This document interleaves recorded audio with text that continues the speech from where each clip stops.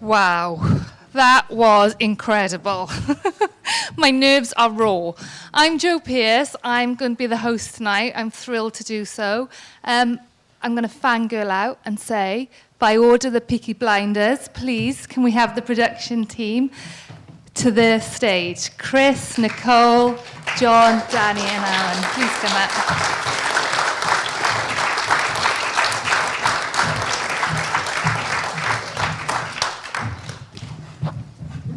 Come take a seat, guys. So I'm going to be the host, although after that, my nerves are raw. Wow. Right, could we start with you, Nicole? Do you want to tell everybody who you are and a quick introduction of what you do? My name's Nicole Northridge, and I am the production designer for Series 5 of Peaky Blinders. So I hope you all enjoyed it tonight. It was the first time I'd seen it as well. Pass you on. I'm Chris, co-producer from Series 5, and again, like Nicole, I hope you did enjoy it. I've seen it a few times, but it's always good to see it with an audience on the big screen. Hello. My name's Danny Hargreaves. I'm the Special Effects Supervisor for Peaky Blinders. And Arran Glasser, Floor Supervisor. I'm John Midlane. I was the first Assistant Director.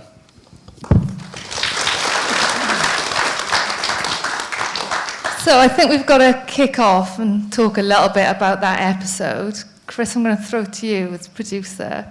Can you tell us, what were the challenges in making that episode from a creative point of view? How did you pull it all together with the team?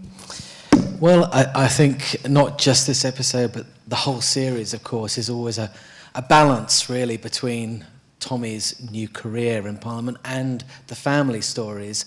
And that's where, obviously, the true emotion lies.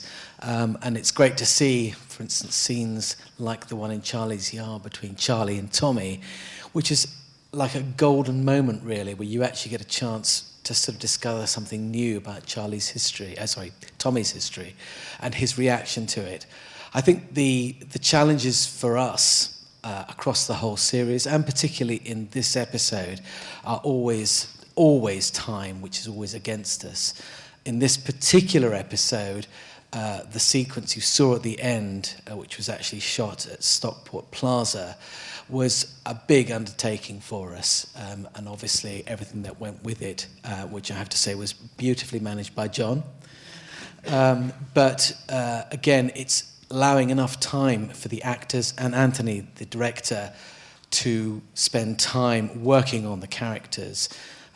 Good as they are and beautifully led by Cillian, I think they always need that space to be able to talk about the scene and work through it before actually putting the camera on it.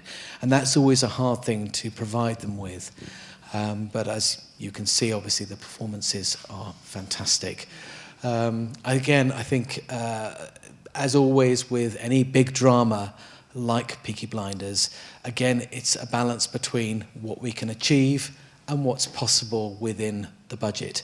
And again, I think, deferring to Nicole, the design of the whole show, particularly this episode again, is absolutely brilliant, and you can make a dollar go a long way, and the show has always punched above its weight, and I don't think this particular episode is any exception. Actually, I'm just going to pick up on a point that you've just talked about in terms of, making sure there's enough time, that you can keep the production on track. And I'm going to throw to John as the first, who's, that's all in your hands, scheduling it, keeping this amazing show that's very high, intensive, the schedules, the ambition for it so big. How do you keep it on track? As Chris said, I think the hardest thing is, the production values of Peaky Blinders are really high. The scripts are incredibly complex. There's a huge amount happening. Every episode always feels like it's an hour and a half long rather than an hour because there's so much in it. But we don't have a lot of time to shoot it in. I think we shoot 6 episodes in 15 weeks, which on a show this big is not a lot of time at all. There's kind of rule of thumb when you're working on a TV show is that you can generally shoot between 3.5 to 4.5, 5 pages a day. And on Peaky Blinders, we would routinely be shooting sort of 6, 7, sometimes even 8 pages a day, which is a huge amount on a period show with massive production values. And that was the hardest thing. I mean, you're always up against it. It's always tough. Any shoot is always tough. But especially on this, because you kind of have you know that you have an obligation to the fans. You know that there's been 4 series before that have been fantastic, and you don't want to be the ones that fuck it up. So yeah, that's it. Really. Phew, you didn't. I think everybody was happy with that. Yeah. So there's actually one gang or one team, I think, do have the ability to bring the Peaky Blinders to their knees. And I think we're going to show a clip of that gang now and then have a conversation about them. Can you roll the VT, please?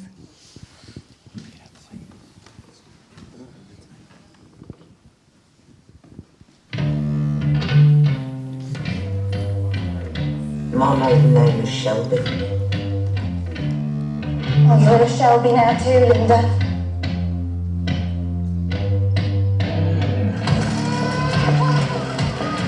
Sometimes women have to take over, like in the war. Drink your beers, get out. You better show people you're still the cops for the war. Shut up and listen. Have you lost your mind? I said shut up! Welcome to the bush, Rossi.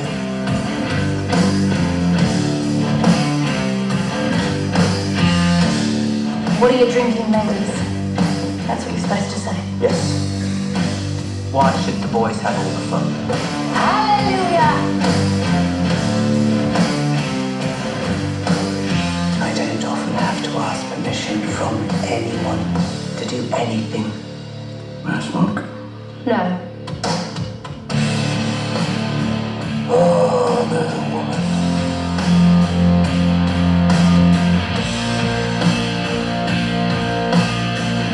Did I warn you? I'll break your heart.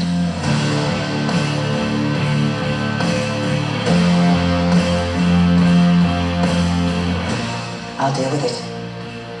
But I will not behave myself. You have to be as bad as them above in order to survive.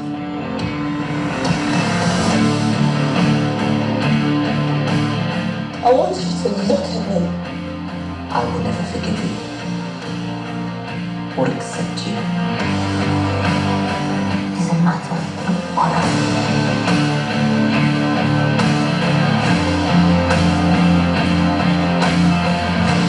I'll fight you with my fists and show you how a rich girl fights. Now, we women have more sense.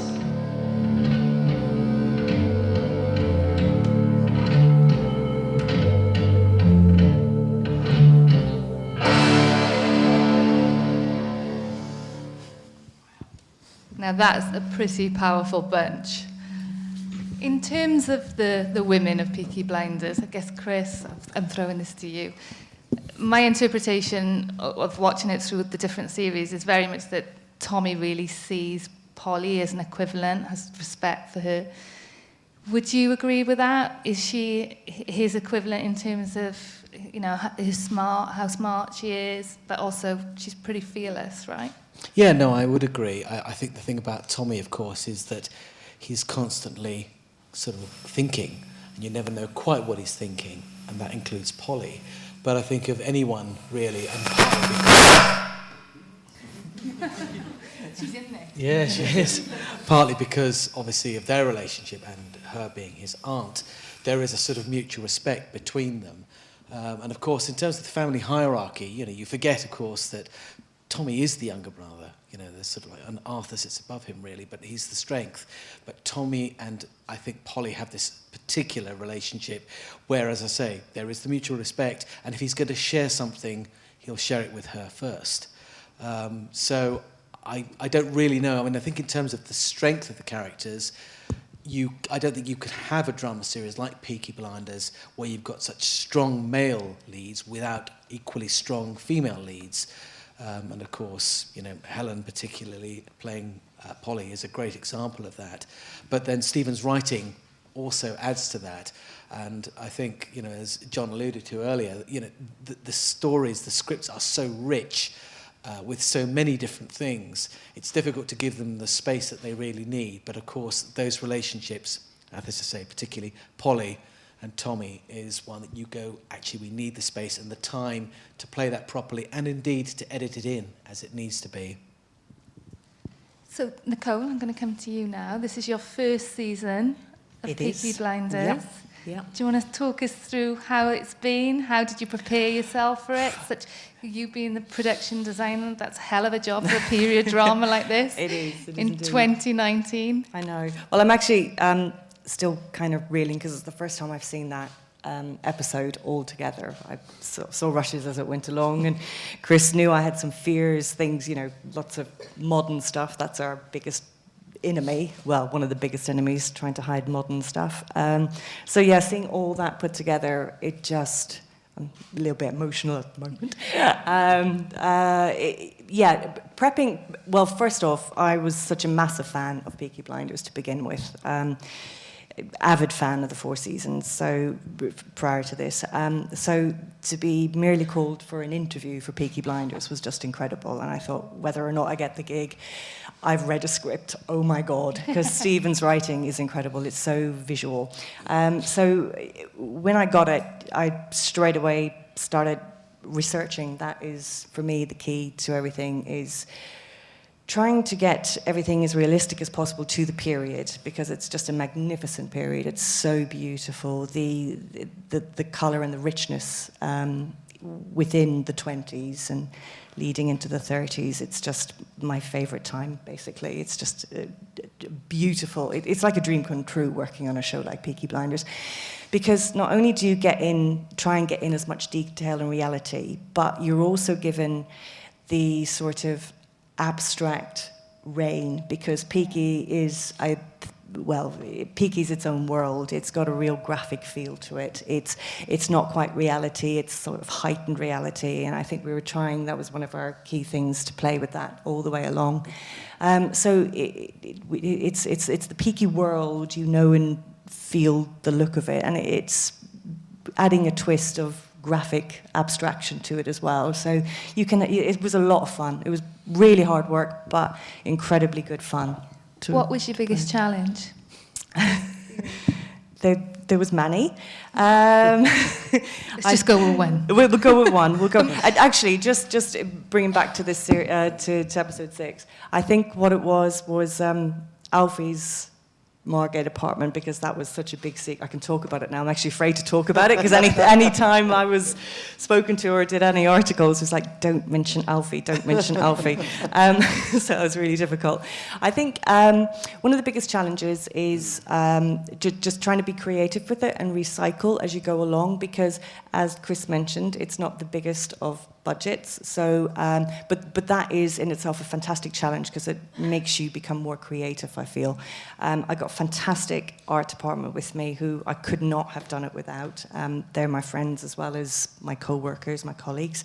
And Alfie's apartment was actually the 3rd reincarnation of a particular set. It started out as the hospital where Aberama was with Polly. That then got turned around and changed, and thank you for giving me a lot of time, John, in the schedule. Many meetings with John to try and work out how quick we could get things ready and turned around. But it's not quick, because you want to keep the detail in it. We have such a huge construction team working with us as well. I don't know if you noticed, like in the garrison, all the walls are plastered before they're wallpapered, and there's many, many coats of paint on top of that, and then washes and glazes to get smoky look. There's a huge process goes into it. So the hospital set got turned around into the Friends meeting place, where Arthur cut Linda's new friend, and he was just a friend, by the way. And then that set got turned around into Alfie's apartment. Oh, that's incredible. Yeah. So, and that was actually the last thing we shot, wasn't it? Alfie's, yeah. It was the very last day. Yeah, it was. The last it day was just Cillian and Tom. That's right, yeah. And that really was one of my favourite sets to do, because we just went to town with it. I do love detail, so I think you can see in that there was quite a lot of dressing went into it. It took quite a few days to dress. It looked incredible. And then the other ones that I loved doing were the dressing rooms in Bingley Hall downstairs, because they were so modern and they were underground. It was really tight space to get down to. Logistically, it was a nightmare for me, for the art department. And the dressing rooms were so modern, filled with strip lighting, plugs, sockets everywhere. That's why they were so heavily draped and dressed, because we had such little dressing time as well, because you've got to think of all these clever tricks. How fast can we get this done when you've only got a day to dress Not to it? give John a heart attack. No, as John well. was great on this one. It was location logistics. So, yeah, because it was panto season when we were trying to do that. So trying to throw panto out and us get in, it was all a bit of a juggle. Yeah. Well, it looked absolutely incredible, amazing. You would never know that was a recycle set. Job done. Definitely. So, Dan, I'm going to throw to you now. This is your third season. Third season, Peaky yeah. Blinders. Yeah. So I just wanted to get from you, and Arran actually, I mean, you can also reflect on the last 3 series, but also this series, the minefield, the gypsy camp. Tell us a bit about it. The feathers, yeah, lots of feathers, you probably noticed. I mean, it's been an incredible journey for us, hasn't it? You know, particularly coming from, I mean, I first started in season 3, all the way through to where we are now. So there's been a progressional thing in terms of special effects, and I think it's easy to see the bullets, the bangs, the blood, but it's also the atmospherics which I think play a huge part in the show. So you'll see a lot of walking in the show, lots of smoke, but we call them walk-ins and walk-outs, and I think you all know what they are when we're following the camera behind or in front, and there's always something going on, some sort of explosion or fire or sparks or something, or feathers. Yeah, so that's a huge part of what we do. My team turn up and just basically try and keep the set alive. So it's just keep things moving, really, don't we? But then, you know, I think challenges really for this season. I think obviously the minefield was pretty tasty. You know, It's very intense. Yeah, I mean, obviously you've got Cillian super close to all those explosions. Yeah, that was all Cillian, wasn't it? There was, yeah. He doesn't like to use his stunts, you know.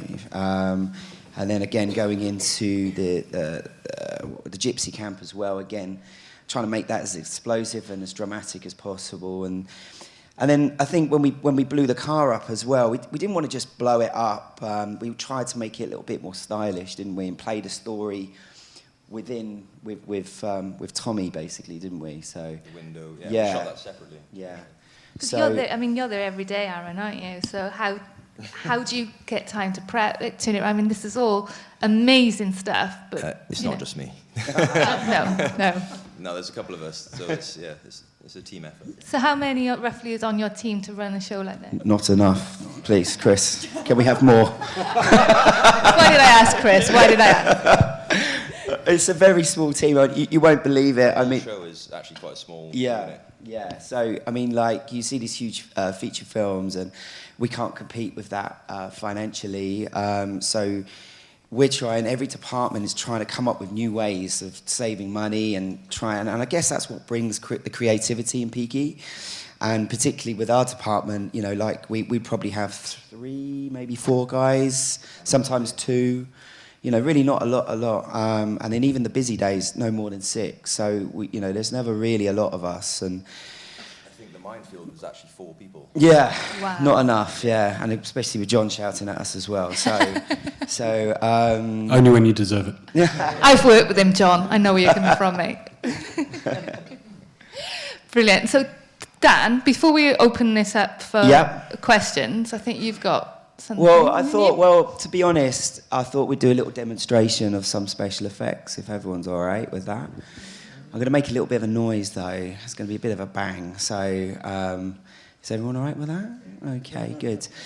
So, yeah, if you want to do the business. So, I was going to do a little plant and pretend I'm pulling this guy out of the crowd. He's actually a guy that works for me. This is Taz. Say hello. Are you all ready to go? I'm shaking your hand. Right, you're good to go. So, what I would love is I need a Tommy Shelby. You look like one, don't you? Let's have you. Come with me, sir. You all good? Right, now we're going to do a little bullet hit on someone. This is what we do. I was going to do it on the stage, but obviously we've got a really expensive screen there, so let's not do that. And here I prepared earlier is a nice prepared floor. So Taz, if you turn around and face me this way. So imagine we're on set on Peaky at the moment. We got the big man himself, Cillian Murphy. Well, he's not that big, actually. We're going to get you up here. He's 6 foot or more. Yeah, he's 6 foot. Okay, yeah, he's 6 foot. So Arran will be on the floor. I'll be talking to the actors and pretending I'm really busy, but really I'm not. And essentially what we would do is we'd block the scene. There'd be, obviously, there's always atmospherics. There's lots going on, and there's normally this kind of thing is on a 15-minute take when there's a load of dialogue, and then your bit is always at the end. And if you get it wrong, you've just wasted that take. Trust me, I hate it. Okay, so everyone ready? Are you like armed? So what we do is basically we're going to count 3, 2, 1. You're going to point the gun at the guy. You're going to gesture to pull the gun, and something bad is going to happen to him. Except we are ready to go. Okay, everyone ready? Ready. 3, 2, 1.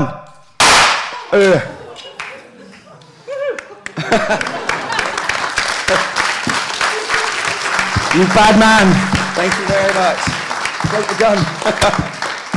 There we go. Stand there, don't drip everywhere. So this is what we got. Undo yourself, Taz. Come on, let's show the world what your muscles are like. Come on. So what we got here, we've actually got a pad. It's a metal plate inside there. The metal plate does 2 things, primarily to protect the actor himself, and secondly to project the explosive force. Yes, that was an explosive in his chest, and it projects the blood outwards and creates a hole in his shirt like that. Super, super dangerous. Please don't try this at home. But again, you have to work out your proximities around your actors. You've got a Hollywood actor in front of you. I've got really big insurance. But you have to be really, really careful about the proximities of where people are going to be. You have to speak to the actor to ensure that that person is okay to do it. And it just takes time. And this is the time we have. We don't have a stunt unit as such, but we're into the dialogue days and stuff like that. So we have to work with the shoot crew and John, who's given me 2 minutes to do this. There we go. Thank you, Taz. Thank you. Well done. So, Chris, I just think you just wanted to say something before we... Yeah, I just wanted to say, obviously, that's a small example of the fantastic work that Real Effects have done across the whole series. Thank you very much. Absolutely. I mean, you look at Garrison Lane alone, huge amount of work to get there. Thank you very much. Thank you. Okay, so I think you've probably heard enough from me, so let's get some questions from the audience. Who's got a question? We'll go here first, and then we'll come back.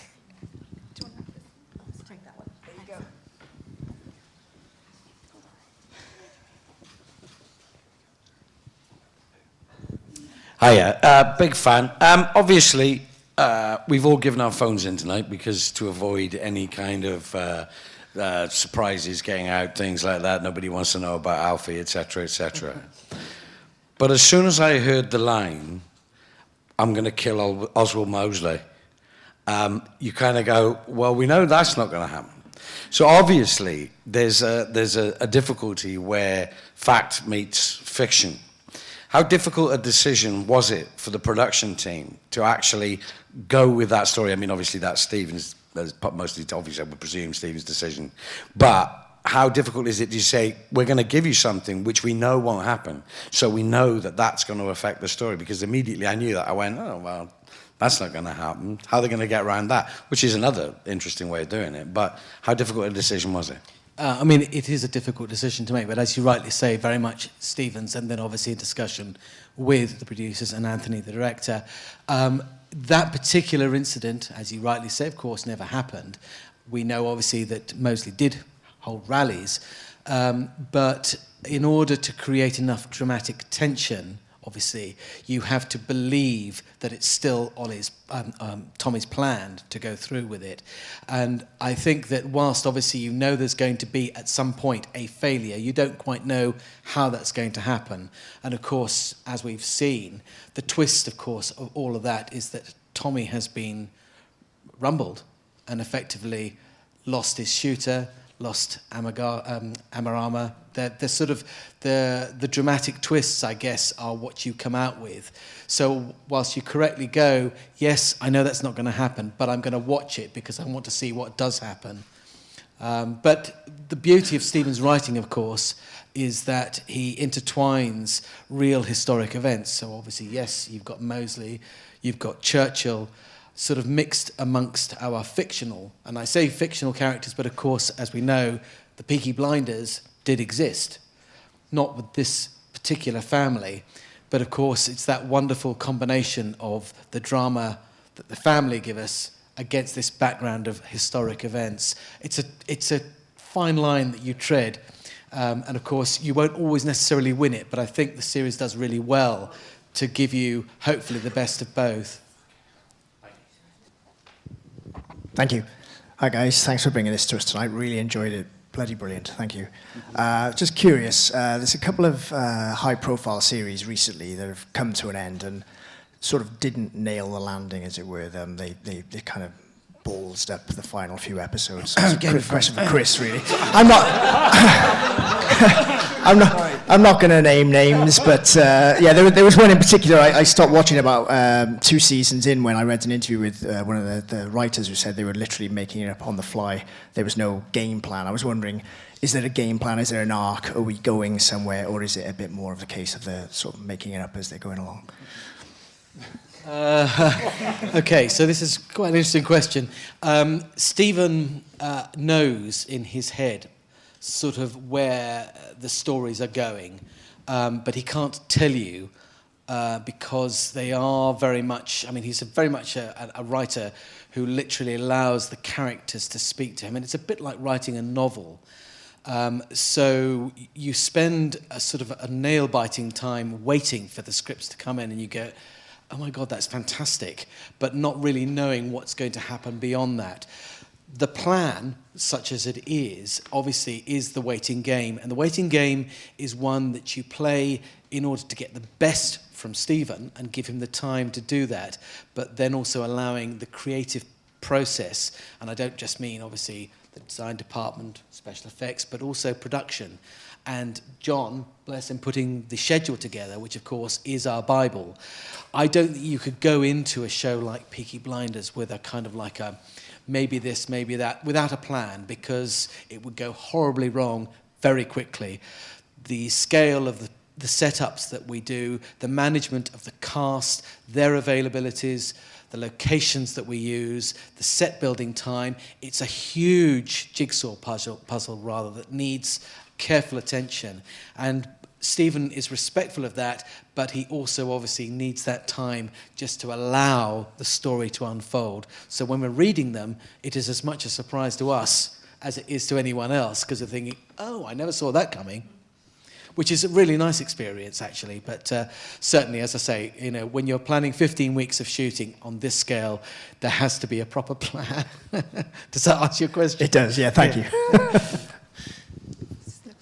Do you know, it's lovely to look out into this crowd. You've all made such an amazing effort. Yeah. It's free extras for you here straight away.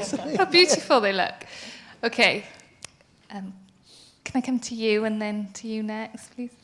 Can I have a mic, please?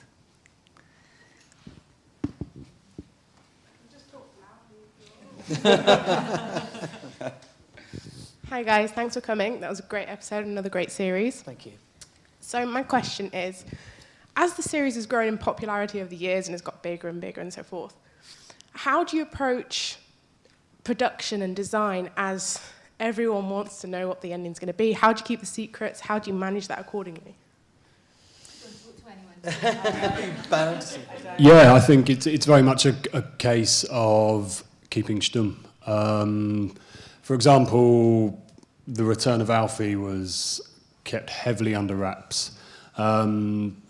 his name was changed in the scripts. There was no mention of Tom's name on any paperwork that went out for that day's filming.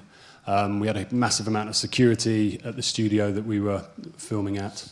And the production company and crew and cast all go to great lengths to keep things secret. You know, we know that there's a massive amount of attention around the show, and you know there are people who want to find out what's going on and then put it out there. So you rely on goodwill, really. You know, you rely on the fact that all the crew have a vested interest in not allowing that to get out. Certainly the cast don't, obviously. It was really nice to share that moment with everyone today, actually, because I was showing to you and I look at everyone, they're all going, so yeah, it was nice to see that, to be fair. I mean, I think Tom obviously knows Stephen quite well, and that's something that we kind of knew might happen, but we couldn't, as John said, we couldn't say anything. And in a way, you kind of think, was that enough? Was it enough to just see Alfie in one scene? But of course, the scene is such a great scene, and keeping it to the end of the series is it's a bit of a treat, really, for everyone. But I think in terms of the secrecy and the planning, it's like, as I mentioned before, for instance, you know, Nicole works very closely with production and her construction manager to work out literally how long it's going to take us to build a particular set or to dress a particular location. And Stockport Plaza was a case in point because of the availability of it. But of course, it's the show, and I have to say, season 5 was a great example of the whole crew working really closely together. And often that doesn't happen, and actually really enjoying it, and that often also doesn't happen. But as a consequence, people were able to sort of literally go and talk to each other and say, we've got a problem here, how do we resolve that? And you go, okay, can we schedule around that? Is that artist available? So it sort of comes out of that whole process. And also at the heart of all of it is that as a crew, you don't want the audiences you want them to enjoy it, to have a surprise, for them to love it.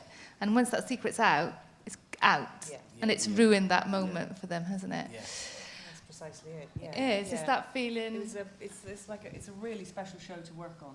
And I think it was quite a tight team all round. And I know that if someone had ruined that surprise for me, as a viewer who just used to watch it, you know, avidly, I would have been gutted, absolutely gutted. Yeah. So I think it is everybody just wanting to keep that surprise element for the fans, of which I am one. It's a very special show. We're very, very lucky to be working on it. Yeah. Can I come to you, please, and then we'll come back over. Thank you. It's the lady with the white top there.